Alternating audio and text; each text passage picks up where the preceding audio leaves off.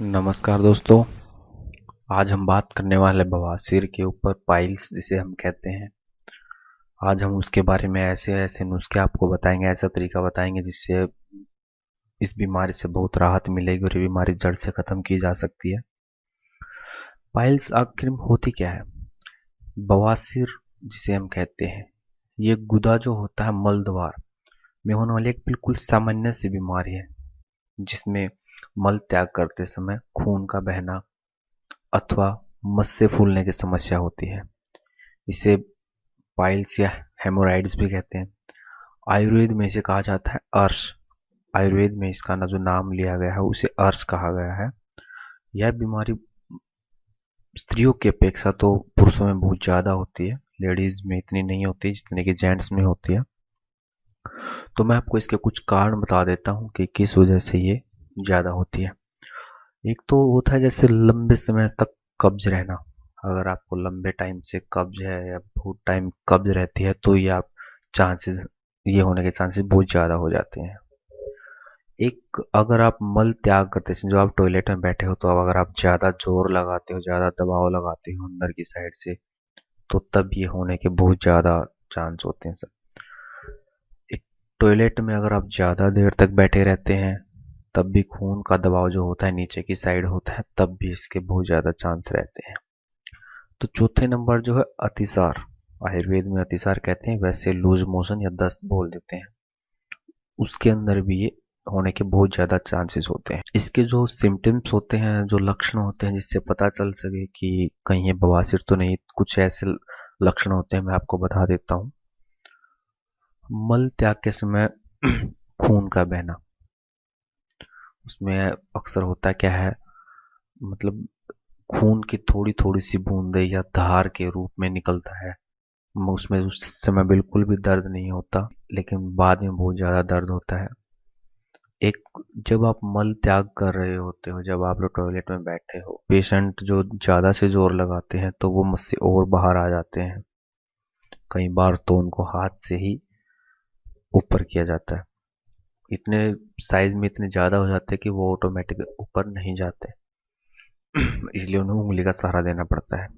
अभी आगे मैं आपको बताता हूँ इससे कैसे बचा जा सकता है। अगर अभी तक आपको ये नहीं है तो ये चांसेस होने के बहुत ज़्यादा होते हैं, तो आप इससे बच भी सकते हैं। अगर आपको ये प्रॉब्लम है तो उससे राहत पाने के लिए मैं आपको कुछ ऐसी दवाई और कुछ ऐसी टिप्स दूंगा कि जिससे आपको राहत भी मिलेगी और कुछ समय बाद बिल्कुल आप बवासीर रोग से मुक्त हो सकते हो।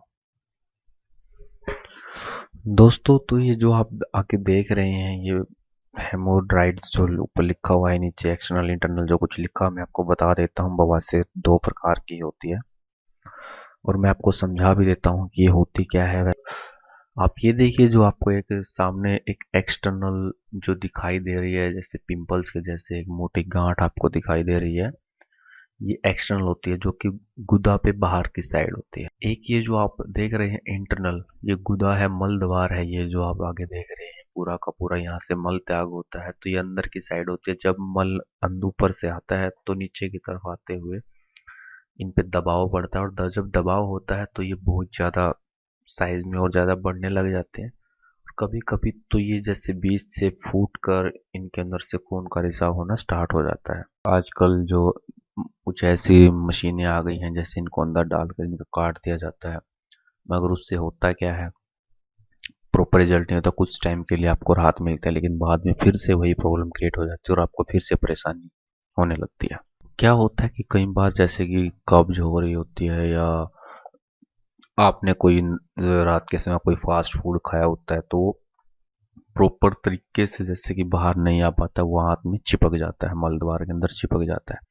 और जब वो आप ऊपर की ओर से दबाव लगाते हो, जब आप ऊपर की ओर से दबाव लगाते हो तो मल नहीं आ पाता, और जो हमारी जो मल को नीचे की तरफ खिसकाने वाली हमारी जो साइड में आप देख रहे हो, ये मैं जो आपको दिखा रहा हूँ जहाँ से ब्लड दिख रहा है, ये दोनों साइड, मतलब उसके दोनों तरफ ये जो नसें होती है, नसें ही कह सकते हैं हम इनको, इनके अंदर जो ब्लड होता है वो दबाव डालता है मल को नीचे लाने के लिए।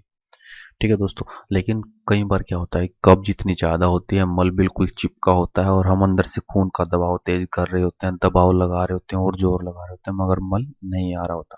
तो उससे होता क्या है, ये अंदर की साइड खून का दबाव बढ़ने से अंदर की साइड एक मस्सा निकल जाता है या नीचे की साइड में निकल जाते हैं मस्से, और वो बहुत ज़्यादा बढ़ने के बाद फूटने भी लग जाते हैं। अंदर की साइड तो मैक्सिमम होता है कि वो फूट ही जाते हैं क्योंकि अंदर बहुत ज़्यादा दबाव लग रहा होता है।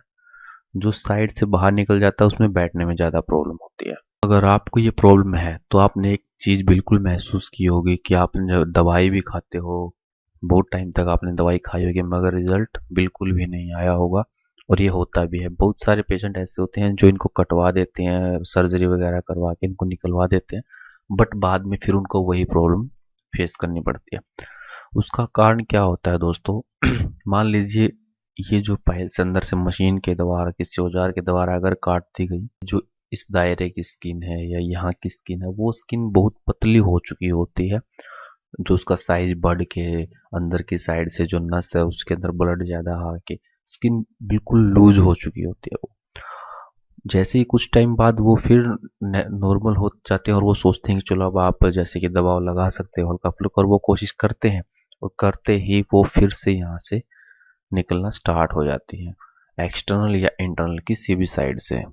जहाँ पे उसको पहले रास्ता मिलेगा, जो स्किन ज़्यादा लूज रहेगी जिस एरिया की, वो वहीं से बढ़ना स्टार्ट हो जाएगी। तो दोस्तों ये तो होती है, इस वजह से आप यहाँ पे देख सकते हैं गुदा में कुछ इस प्रकार से हो गया। अब आप बैठोगे तो आप उसमें खिंचाव बढ़ना स्टार्ट हो जाएगा, बैठते ही आपको बहुत ज़्यादा पेन होएगा।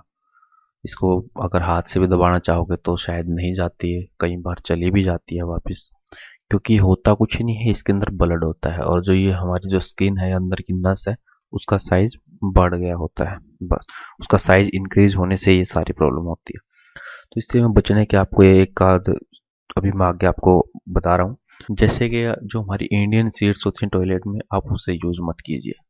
अगर आपके घर में अगर इंग्लिश शीट है तो आप इंग्लिश शीट यूज कीजिए। सीट के ऊपर बैठते हो तो यहाँ पे आपको दबाव बहुत ज़्यादा लगता है, यहाँ पे अगर आप अंदरूनी दबाव भी नहीं लगाते तब भी आपके वैसे गुदा पे बहुत ज़्यादा प्रेशर पड़ता है। तो यहाँ पे भी ये जो सीट है इस पे आप बैठते हो रिलैक्स होके तो ज़्यादा दबाव नहीं पड़ता। आप रेशेदार सब्जियां खाइए, कुछ भी खाना है जैसे कि दलिया, खिचड़ी, फ्रूट।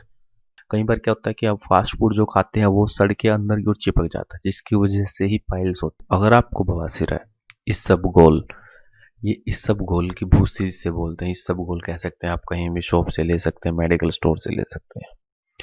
ये प्रॉपर फाइबर युक्त के होता है। आप इसको शाम के टाइम थोड़ा सा, मतलब 2-3 चम्मच लेके थोड़े दूध में के अंदर डाल के मिक्स करके आप इसे रात को, आपको पेट को अच्छे से साफ कर देता है, जिससे ना तो आपको टॉयलेट करने में कोई परेशानी होती और आपका मल त्याग अच्छे से हो जाता है, और ना ही पाइल्स पे दबाव पड़ता है, जिससे आपको बहुत राहत मिलेगी। मल आपने अगर रात को कोई चटपटा खाया है या दिन में खाया है, सुबह मल त्याग करने के बाद जलन बहुत होती होगी, क्योंकि जो उसकी स्किन बहुत लूज हो चुकी होती है। जब उस पे अगर कुछ भी मतलब ऐसा लगता है, जैसे आपने अगर रात को कुछ चटपटा खाया, कुछ भी हल्का तीखा भी खाते हो, तब भी सुबह आपको परेशानी होएगी होएगी, 101% होएगी। तो वो बहुत ही ज़्यादा पेनफुल होता है। तो उसके लिए मैं आपको बता देता हूँ, इसकी पाइल्स के लिए कुछ क्रीमें आती हैं, कहीं भी मेडिकल स्टोर से आप ले सकते हो। तो मैंने जो मेरे हिसाब से जो अच्छी दवाइयाँ हैं मैं आपको बता रहा हूँ। हिमालय की प्रॉपर आती है कि ये पाइलेक्स नाम की क्रीम भी आती है। जैसे सुबह आप एक बार मल त्याग करने के बाद, टॉयलेट जाने के बाद आप पाइल्स पे ये लगाइए, आपको बिल्कुल भी जलन नहीं रहेगी, आपको बहुत आराम मिलेगा, बिल्कुल भी पेन नहीं होगा। और दूसरा, हिमालय की टैबलेट्स आती हैं, पाइलेक्स नाम से ही आती है, पाइलेक्स टैबलेट और क्रीम दोनों ले सकते हैं। ठीक है, आप ये यूज़ कीजिए नित्यम। और खाने वाली चीज़ों में आप फास्ट फूड, तली हुई चीज़, ज़्यादा चटपटी, उनका बिल्कुल परहेज कीजिए। इससे अगली वीडियो में मैं आपको पाइल्स के बारे में ही 1-2 दवाई ऐसे बताने वाला हूँ, होम्योपैथिक जो होंगे। साथ में ये आयुर्वेदिक है, हिमालय की बिल्कुल प्योर आयुर्वेदिक है ये, क्योंकि एलोपैथी से कभी ऐसा कोई ट्रीटमेंट हो ही नहीं सकता। तो इससे अगली वीडियो में मैं आपको जो बताने वाला हूँ उसके अंदर होम्योपैथी की कुछ ऐसी दवाइयाँ हैं, 2-3 दवाइयाँ हैं तो मैं उनके बारे में बताने वाला हूँ आपको। अगर आपने दोस्तों हमारे चैनल को अभी तक सब्सक्राइब नहीं किया है तो प्लीज़ सब्सक्राइब कर लीजिए ताकि आपको आने वाली वीडियो मिल सके। लाइक और शेयर करना तो बिल्कुल भी मत भूलिएगा।